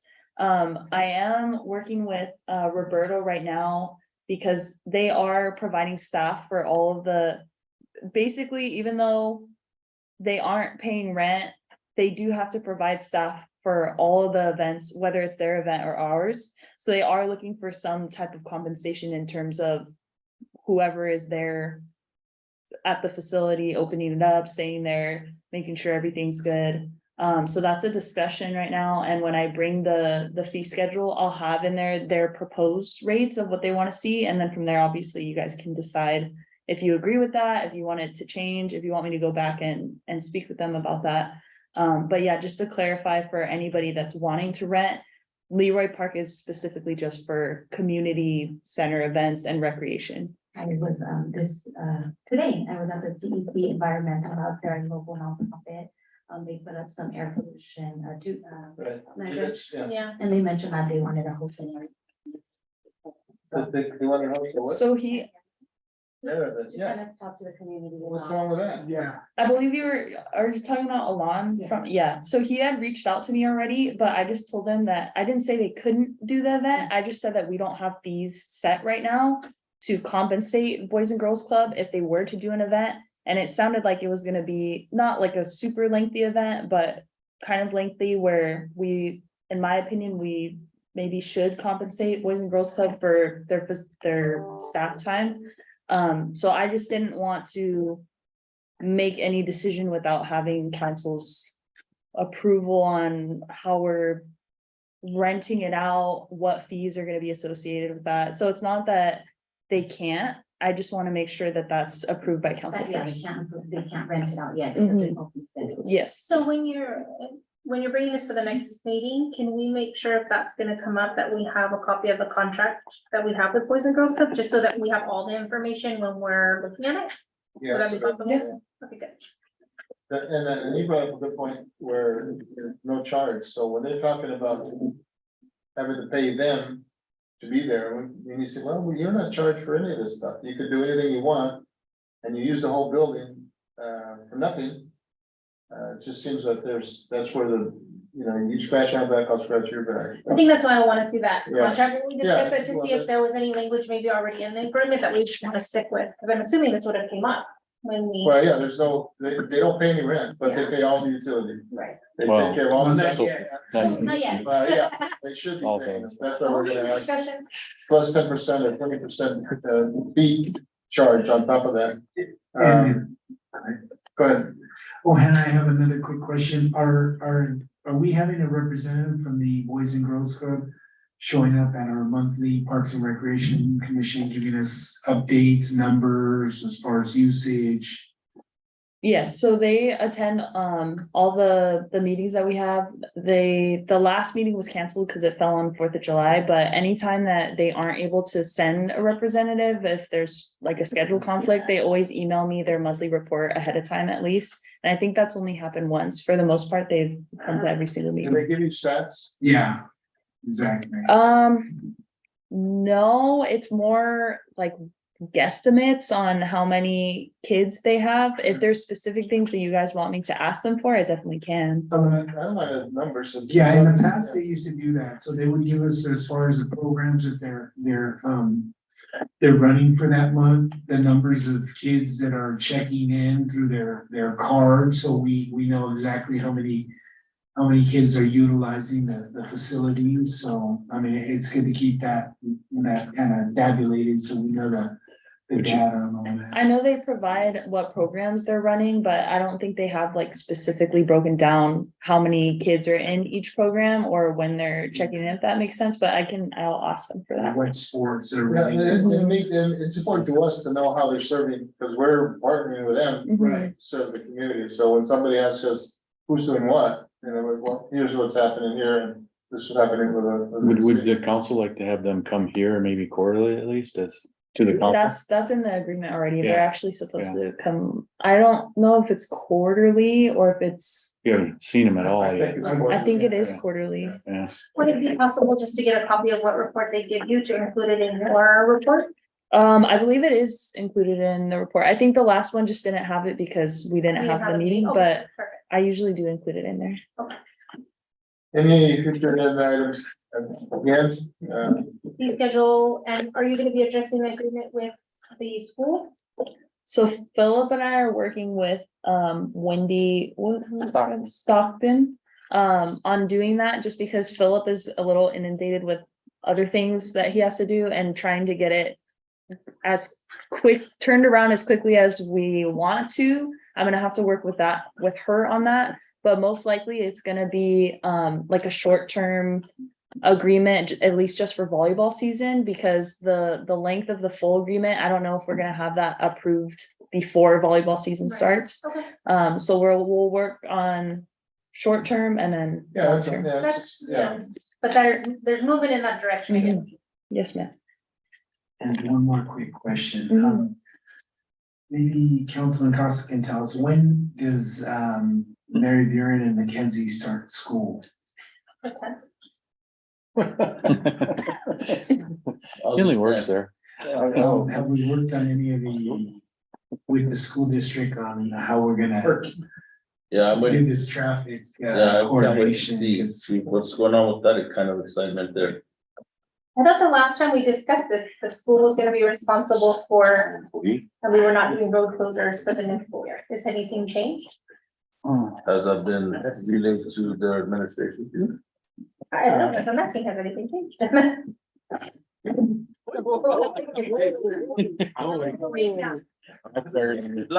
Hey. Mike training, wait like a second before you start blowing on it. No blowing on that thing, chief. Yeah. That's your whistle. Okay, we had relayed that information to them that, no longer with the stopping there on 10th, and it's going back, it's their responsibility. And we're just going to be able to respond if necessary, so, but we're not, we don't have the resources, and that's what we advise them, so. We'll be keeping an eye out. Oh, wow. We just want to make sure that it was relayed to the administrative team that they are not going to be allowed to close the street. Oh, yeah, we talked, at the fundraiser for the family with the homicide.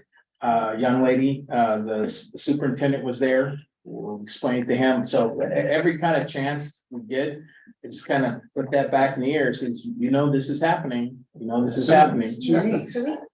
2 weeks. Wow. So, Announcements, council activity reports. I wanted to share that the Santa Barbara County unveiled their new farm worker resource center. Or known as Proyecto Campesino, which is a mobile office that connects agricultural workers with resources such as human resources, cash aid, food aid, medical coverage, job training, job and employment rights and more. It was unveiled this Sunday and it was really exciting to see. Over 200 families being there, learning about the resources and all the local nonprofits that really do a lot of work in the community. What are your hours, by the way? 9 to 5. 9 to 5? Okay, where? Yeah, Okay. currently right now I'm working in the district, but assembly member will have a new office with Senator Monica in San Maria. Where's that? Okay. well, it's Coming specific. soon. But now in Santa Barbara, right? San Maria. All right. No, Santa now, Barbara. yeah. And he was here, Supervisor, or Senator Park was here last Monday, Monday, right? Monday. Or was it Monday before that? I think it was last Monday. Monday. We had the town hall on Wednesday. Gene, are you there? No. Softball dream? No? Are you in I just wanna say that, whoever did the seating on this must have cheated and did it to their advantage, which is okay. But no, we got playoffs starting. One hit Thursday, wonders. two games on Thursday and then one game on Friday. And also, yeah. I'm gonna piggyback off of your announcement. Um, so first round is Thursday and Friday, so there'll be 2 games on Thursday at 5 and 6 o'clock, and then Friday's game will be at 6 o'clock also. Second round and championship are all gonna be played on August 6th. So Lobo Butcher Shop is gonna be out there barbecuing and selling lunch items. Parks and Rec is gonna be selling concession items. We're gonna have music, an announcer, walk-up songs, so it's gonna be, and then the mayor already said that he's gonna do the first pitch, so. Overhand or underhand? So it's gonna be a really fun event. It's free to attend, so if anybody wants to, it's gonna be a lot of fun. What day is that, the actual? August 6th, so it's Sunday, August 6th. And it starts, the first game is 11 o'clock, second game is 12, and then the championship game is at 1:30. I just request that your team have kind of pitch on Thursday. What? So that we lose. Yeah. Oh, that's my why. goodness. Oh, and then color run is this Saturday. Check-in starts at 10 and then the run starts at 11. And we're accepting registration until 10:30 day of, so be out there, please. So many positive events happening. And you can walk, right? You don't have Yes. to. I sent a note regarding that, I don't know if you responded, I had there's a Oaxacan group that plays basketball out there. When did you send that? I don't know, a couple weeks ago, Oh, but the there's Russell Court. barbecue pits. There's probably 40 cars. And the basketball courts, they actually pay for money, but that's the starting point. But I'm just wondering if they don't have it, but they're out there, I think it might be a Sunday because they work, but it was, they did it last year. But they'll bring barbecue pits, and as long as they let people know that, it's going on, so anyway, that wasn't my announcement. Is that it? Yeah, just got to go out to the field yesterday at O'Connell and currently the Rugby Bulldogs are out there practicing. They're starting their clinic week. Looks to be about 85 kids running out there and there's a bunch of coaches out there. And they're still shy of players. I think senior division, that's your biggest kids, your big 7th and 8th graders, they're still in need of players, so Anybody wants to, has any big kids out there that wanna play some football, come see Enrique Ortiz. Could you have Enrique send me a flyer for that and I will post it on social media? Please, Sure I can. thank you, sir. Megan, anything? Not today. I don't know if I brought up North County, SDK group met a couple Thursdays ago. Oh, yeah, the, So we actually, it's $31 million. Yeah. Okay, so I brought that up. last time. This past, 2 Mondays ago, I think it was 17, whatever day that past Monday was. The city provided that family with the use of senior center, for their, reception. And, there was about 35, 40 people there, so it was funny. Don't tell anybody, but we said no alcohol. And there's a guy, one of the volunteers that we work with, he says, no alcohol, so the father of the lady that was killed brings in a bottle of tequila and a little shot for him, he says, he's gonna get up and tell them no alcohol. I said, this is part of, the reception, just let them have they're not gonna, go Yeah, it's- out wild on it, but You never know. it should share a little, it was wine, so. That's wine. Yeah. On that note, I think, they're still accepting donations on the GoFundMe. And I know that the family really appreciated all the support. 13 minutes. Each turnout. Yeah, there was 400 sandwiches, so that went quick. I know, when she was at 4:22 and we're already gone. Stone bottom. Yeah, but, and the thing about it is people that, we said there was no more, they still donated. Oh, absolutely, yeah. And the Kiwanis, not the Kiwanis, but which, was it the Drew Center? $4,500 cash? And I saw that the GoFundMe was 13,000 now. And what they have, I don't know who appointed it, I think it was victims assistant, whatever it is. They have a point person working with the family, because there's a lot of ins and outs. What do you do with the trailer? What do you do with the house? What do you do with all the legal stuff? So, And travel associated with it as yeah, well. so they're, yes, Family Service Center. Kudos to Medea and that group. So they're making those connections to that family, so. So it's a nice thing to have the community involved with it. That's sad. It's unfortunate. Yeah, it really is, so. Okay, is there a motion to adjourn to closed session? I'll motion to the closed session. All those in favor of the motion? Whoops, second, there's a second. I'll second. This is city council. Aye.